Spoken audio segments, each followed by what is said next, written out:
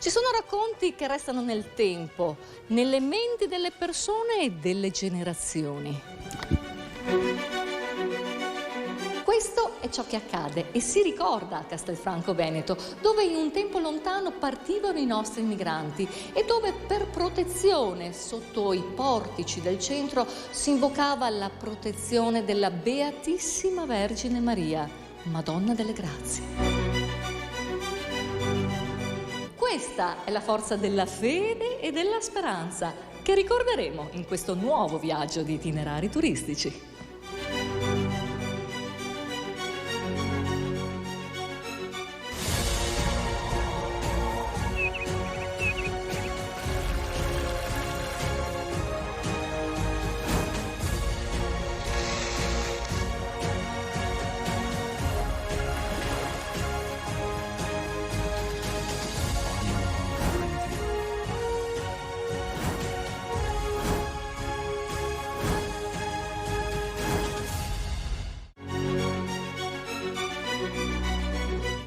Un luogo di vera devozione popolare qui a Castelfranco, ma nel Cinquecento non era così, vero Assessore? No, Ida, hai ragione. Nel Cinquecento il pittore Cesare Castagnola produce questo affresco nel muro della casa del Podestà. La devozione che esprimevano i cittadini di Castelfranco continua, ha fatto sì che il vescovo nel 1700 ordini di costruire un oratorio per la preghiera e soprattutto per invocare le grazie della Madonna. Sì, perché qui le grazie ora come allora si ricevono veramente. Lo vediamo dalle tante persone, Assessore, che vengono dentro. Una processione continua, è una cosa incredibile in questi pochi metri quadrati. Sicuramente se resiste nel tempo un perché ci sarà. Tu pensa che già nel 1708 riuscivano a raccogliere 8.400 lire dell'epoca e con questo naturalmente hanno costruito l'oratorio. Sicché vuol dire che le persone che frequentano e che chiedono naturalmente l'assistenza, diciamo così, della Madonna sono tantissime, tuttora, perché vediamo gli ex voto presenti e soprattutto da questi poi noi quest'anno abbiamo creato la più bella mostra appunto che potevamo esprimere con gli ex voto della Madonna delle Grazie. E allora portiamo nelle case dei nostri telespettatori gli ex voto, queste opere bellissime da vedere e da capire fin dai primi degli anni 700. Andiamo.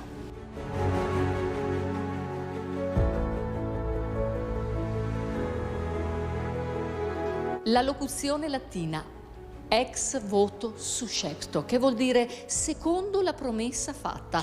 Per la prima volta a Castelfranco Veneto una mostra interessantissima per grazia ricevuta.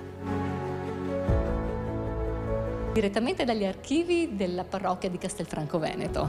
Sì, questa mostra viene realizzata grazie alla collaborazione tra il Comune di Castelfranco Veneto, la Parrocchia del Duomo e la Parrocchia di Treville, che hanno messo a disposizione questo fondo che ancora mai era stato esposto al pubblico.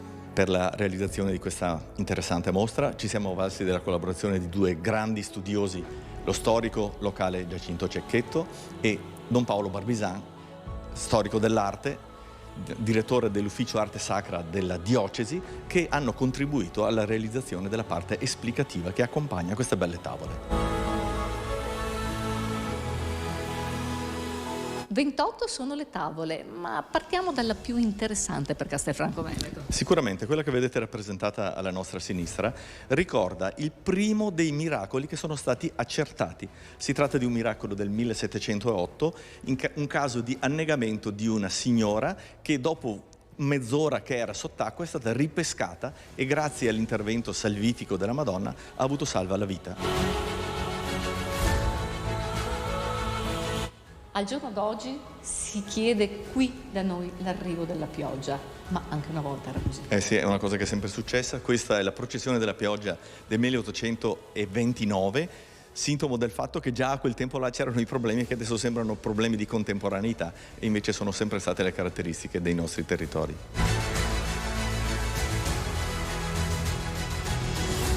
Questo è un ex voto molto interessante perché raffigura in maniera specifica la nostra città e la sua cinta muraria. Vedete che c'è un signore che cade ed è un signore vestito a festa, non perché fosse in giro per le mura vestito a festa casualmente, ma perché aveva ricevuto la grazia del Signore e per presentarsi davanti al Signore bisogna avere l'abito migliore. Questa e molte altre curiosità potrete capire e scoprire venendo a visitare questa mostra Castelfranco Veneto, Galleria del Teatro Accademico, aperta fino al 5 di settembre. Percorriamo questo corridoio e lasciamo alle nostre spalle le testimonianze di fede e di un tempo passato per entrare in un altro tempo, in un'altra era, l'era dell'emigrante. E ne parliamo con Stefano Marcon, sindaco di Castelfranco. Buonasera sindaco. Buonasera Ida e benvenuti. Una grande festa da quest'anno per la prima volta a Castelfranco Veneto, come mai?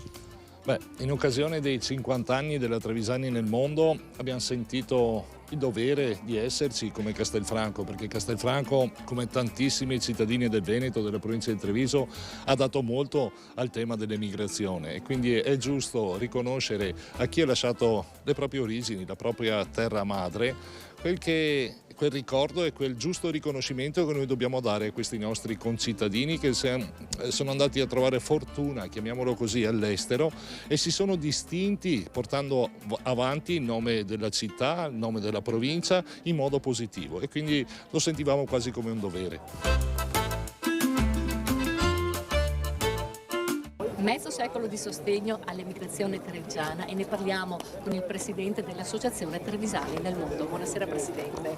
Buonasera, la nostra è un'associazione che è nata 50 anni fa dalla felice intuizione che ha avuto Don Canuto Toso, il nostro fondatore, che aveva come sua missione personale quella di fare il pastore tra gli emigranti in giro per il mondo. Il vescovo di allora, Antonio Mistro Rivo, l'ha convinto invece a fondare la nostra associazione dedicandosi agli emigranti e ai lavoratori italiani, però seguendoli dalla sua diocesi, quindi da Treviso. Loro una bella famiglia. Arrivano da Vancouver in Canada. Benvenuti. Grazie. L'italiano gliel'ha insegnato i genitori? Sì, sempre da piccola mi hanno insegnato l'italiano, anche pure il dialetto veneto. Quindi ambedue le lingue? Sì. Per mantenere proprio le origini italiane? Sì. E lei cosa si ricorda? Cosa le raccontava il papà? Mi ricordo se è così che l'ultima volta che ero qua che avevo 7 anni. Sono 42 anni fa, inizio di oggi. Quindi lei è arrivato qua che aveva 7 anni per la prima volta, questa è la seconda volta che arriva proprio per questa manifestazione. Sì. Cosa vuol dire arrivare in Italia? Qual è l'emozione? Bellissimo. Ma Assessore, quanto è bello ricordare e portare alle nuove generazioni questi lavori che al giorno d'oggi non ci sono più. Come vedi, concretamente ci sono gli oggetti, ci sono i mezzi di trasporto, come vedi i carretti, eccetera. E scoe, perché una volta già era scoe e spazzacamino. Che esatto, e tanti altri mestieri che poi vedremo sviluppati nella piazza del Duomo di Certo, perché ho sentito che il nostro sindaco ne sta provando qualcuno di questi mestieri, perché lui è il principe. Andiamo a vedere cosa sta Adesso facendo. lo troveremo. Sindaco, se il materasso da battere, non altri goffemo. Ma in giornata proprio goffemo va Ma così io vedo come che si fa. Ma dopo se vi piace, sicuramente di sì che Battere materassi no, garia qualcos'altro da battere. Ma faccio tutto, come che voi siamo qua a disposizione. Bravi, il sindaco, no, se pie donne una volta. Sindaco, si diceva una volta che il paese era suo del sindaco, del farmacista e del prete. Certo che sì. È così. Erano i 3 punti di riferimento del paese di una volta. Ancora oggi, per certi aspetti, sono dei punti di riferimento nell'evoluzione che c'è stato poi della società.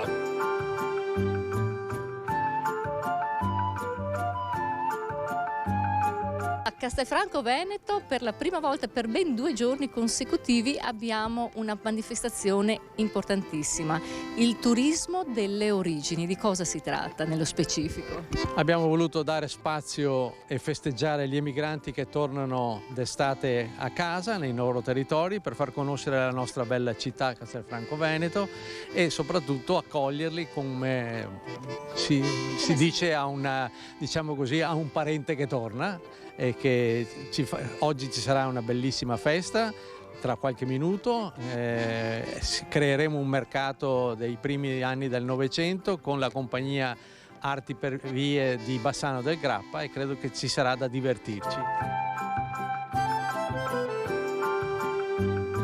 E de mattina presto passava la tara, ma bisognava che fosse de mattina presto. Eh sì, prima governavo le vacche, mio marito le molzeva, dopo che davo da mangiare ai gaine, mettevo sul brodo perché a domenica dopo bisognava mangiare il brodo e dopo partivo per il mercato.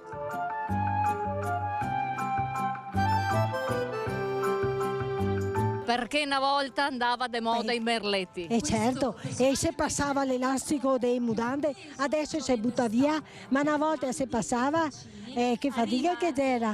E dopo mi giusto anche i calze, che i busi, e se va avanti in drio, finché se il buso non vede più.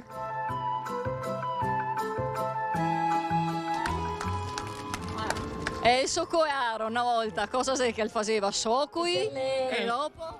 Soccui è il rapporto, i galossi e tutto quello che serviva. E la differenza tra i soccui e i galossi? I soccui te vedi fatti di legno, con le cose. E questo qua è un lavoro che era del mio papà, ancora una volta. Del papà? Del papà. È il mio figlio qua, Che tornava e che le insegno a lui, se è possibile. Termino questa puntata qui, da dove è stata cominciata, perché le origini sono le basi su cui si fonda la storia di oggi. E grazie, gentili telespettatori, di essere sempre così numerosi in nostra compagnia. Io vi do appuntamento la prossima settimana con il nuovo viaggio di itinerari turistici. Buona serata.